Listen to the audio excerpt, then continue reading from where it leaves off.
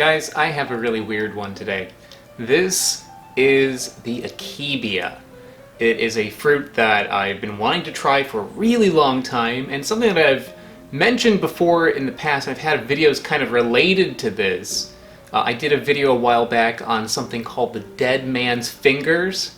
That is actually related to this. It's not in the same genus, it's in the same family, and you can kind of see like a little bit of a resemblance to it. I also made a video about the Akebia that is not one that you can eat, one that has been dried out into a fertility statue. I bought this at a fertility festival in Japan, and yeah, basically somebody took one of these, they dehydrated it all the way, and then they made it into this shape.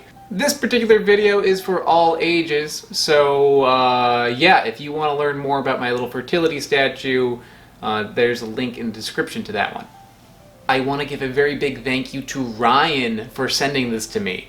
This is not an easy thing to send. Once these things ripen, they split open, and this fruit on the inside is like goo. It's like really, really vulnerable. To ensure that this got to me is he actually like took open fruit that were ripe, he sealed them and wrapped them with rubber bands, and then he put them in a box with ice in like a cooler box and shipped them to me. So they're actually perfect. These are perfectly ready to go. They survived the trip really, really well thanks to his ingenuity in doing that. So yeah, again, Ryan, thank you so much for sending this to me.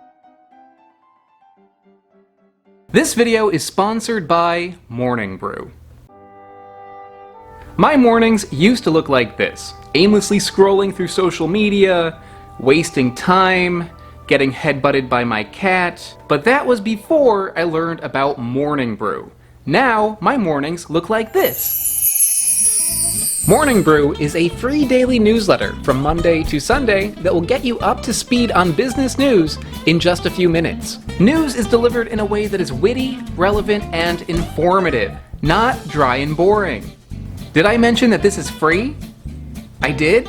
Well, I'm going to mention it again. It's free, and it's actually really easy to sign up. It only takes 15 seconds or less to subscribe. I haven't even gotten out of bed yet, and I've already learned that new home sales are at their lowest in over a year, which is good for me because I'm actually looking for a new place right now.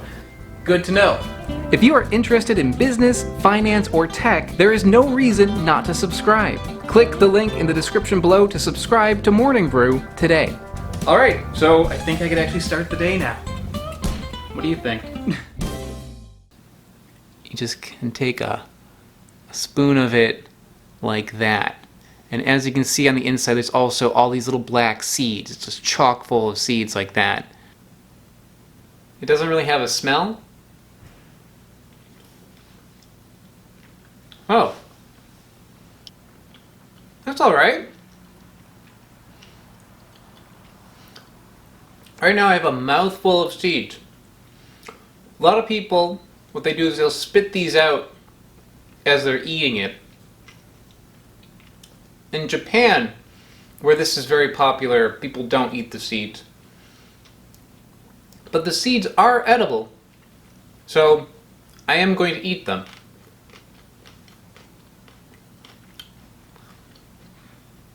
The seeds aren't the best thing in the world. They're a little bit bitter, and they have like a sharpness to them. Not sharp like sour really, but chemical kind of sharpness.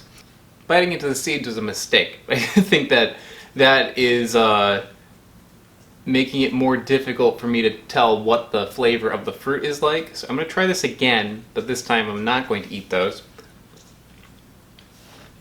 It is not like the relative, the dead man's fingers, and that's kind of what I was expecting.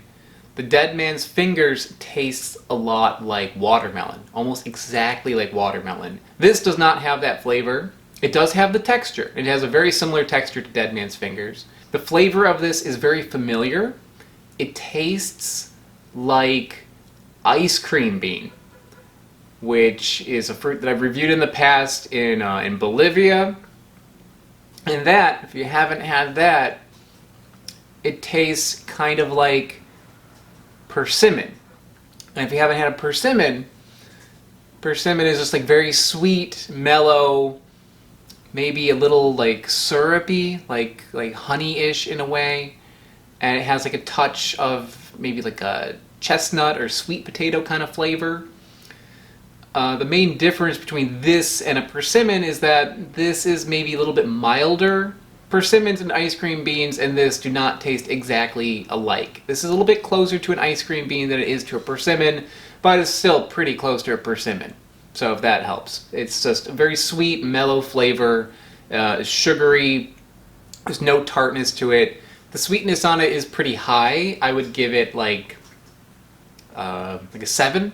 It's sweeter than an apple. It's not quite sugar, but it's pretty sweet. This is sometimes called chocolate vine, not because the fruit tastes like chocolate, but the flowers of this are supposed to have a chocolatey smell. This is a leaf from the Akebia, and the leaves are edible. Usually how these are used is they are dried out to make a tea, which I believe is used medicinally, or they are sautéed. You can sauté these and eat them like a leafy vegetable. Pretty sure they're probably okay to eat raw, but it's not normally eaten raw, so I'm just going to take a little bite of it. Doesn't really taste like anything, a little bit bitter. The pod of the Akebia is edible. You can eat this. However, it's not used as a fruit, it is used as a vegetable. And where it's mostly used is in Japan. This is grown in the Yamagata prefecture, and I think it's more of like a specialty item, maybe going more in the direction of one of those expensive fruits, like the Miyazaki mango that I had, like a specialty item that people will spend a lot of money on. I've seen a few references to how to cook this.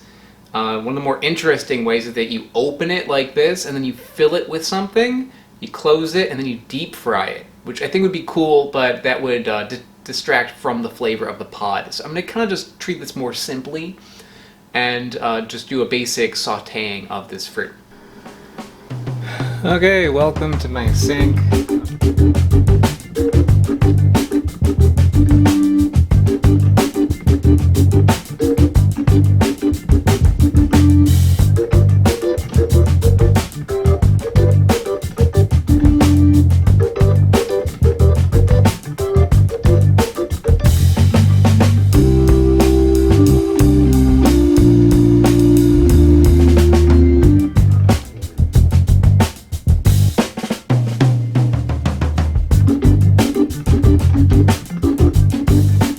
The recipe that I'm kind of following is from the blog Kyoto Foodie.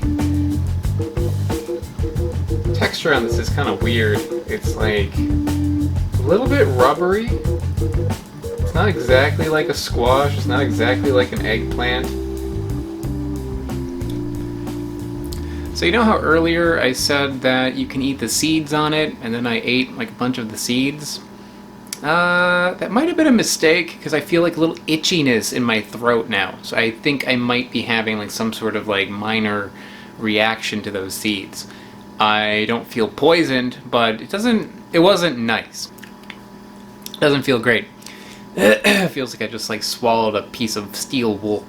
Saying that, I'm gonna do something else that's probably not a great idea. I'm gonna eat a piece of this raw, which is, I think, edible. Like, all I can see online is that this is edible raw, but it's not commonly done. Usually when this is eaten, it is cooked. I'm not going to cook it, just going to try it. So this is maybe also something you don't want to try yourself, but I have no idea what this is going to taste like.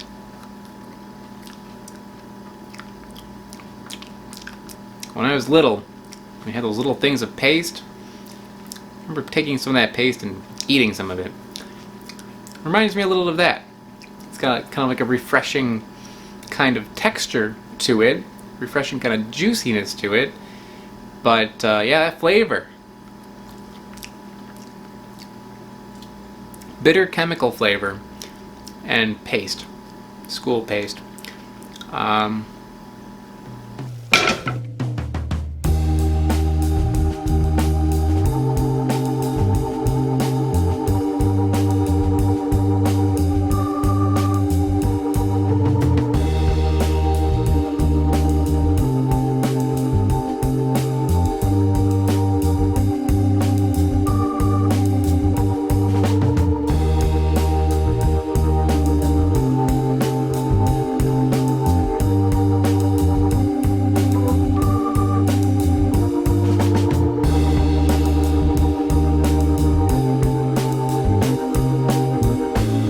while my mixture there is cooking, I'm going to try just a piece of this cooked on its own with no seasoning on it. See if it tastes any better.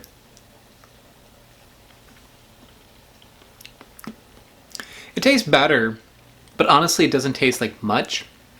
It's just slightly bitter. It's like slightly bitter, bland squash. The most interesting about it is just the texture of it is still quite juicy and succulent, even after being like fried for a couple of minutes. It's still retaining that. Time for everybody's favorite part, plating. There you go. So, doesn't look like the most appealing thing in the world, won't lie, but it smells pretty good. It smells a lot like dango. It's like this little rice mochi sort of snack that they have in Japan. Love that stuff. So it smells actually really good to me.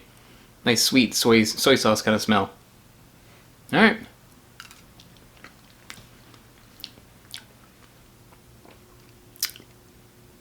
You know what? It's okay. It's alright. I don't hate it, but it's not really my sort of thing. The sauce on this is really nice.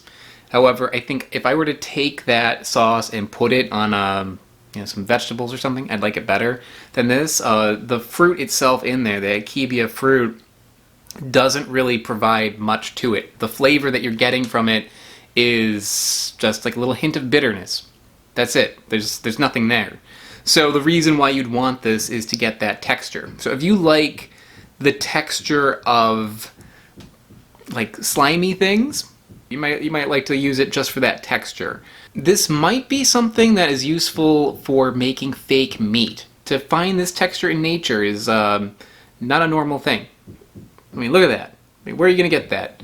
So I think maybe this is the sort of thing that if you wanted to have like a sushi sort of substitute or sashimi sort of substitute, like the substitute for raw fish or eel or something like that, that's going to have a texture that's like a little bit like softer but will absorb the flavor that you want it to, then this might be useful for that. So I think that's about it, but wow. Akebia is very, very strange. It is a strange looking fruit with a flavor on the inside. That fruit flavor is actually pretty good. And how it's used in Japan is just like really fascinating. If you have the means of trying this or growing this, definitely check it out. And again, thank you Ryan for sending this to me. And yeah, I'll see you next time. Bye-bye. Before you click out, I'd like to give a very big shout out to Jonathan Ringstad. Jonathan is a mega patron over on patreon.com. I talk about it a lot, but if you haven't checked it out, check out the link in the description below. And again, Jonathan, thank you so much. Bye-bye.